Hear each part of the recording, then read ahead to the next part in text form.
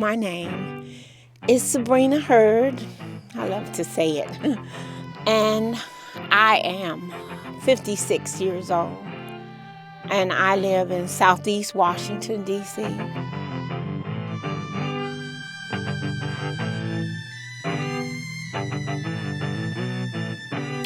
I was diagnosed 23 years ago when I was pregnant. And, I didn't stop using. A year later, I had twins, still being HIV positive.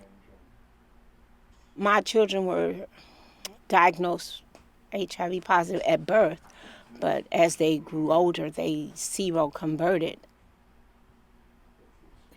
I still used. I smoked crack cocaine and alcohol and smoked cigarettes and marijuana. My children were taken away from me because we didn't have any gas. They stipulated that I go into treatment in order to get my children back. So that was a turning factor for me. The hardest thing I had to face when it comes to stigma was the stigma that I felt myself, about being HIV positive. And once I conquered that, was the biggest fish I had to fry. My daughter and son, they're twins, and I have a granddaughter who's 4. That's my daughter's daughter. And my son has a son who will be 3 in September.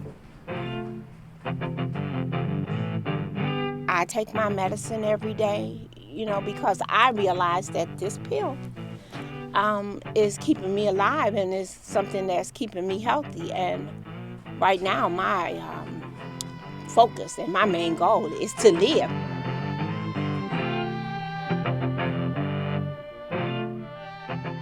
I work at an agency called the Women's Collective, so I work directly with the clients who find it really, really hard to stay on their medications, to make their doctor visits.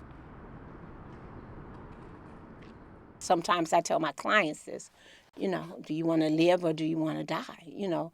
And when you make that decision to live, all that kind of information that you're given, about taking your medicine and the things that you have to do to stay healthy, you don't really think about them twice.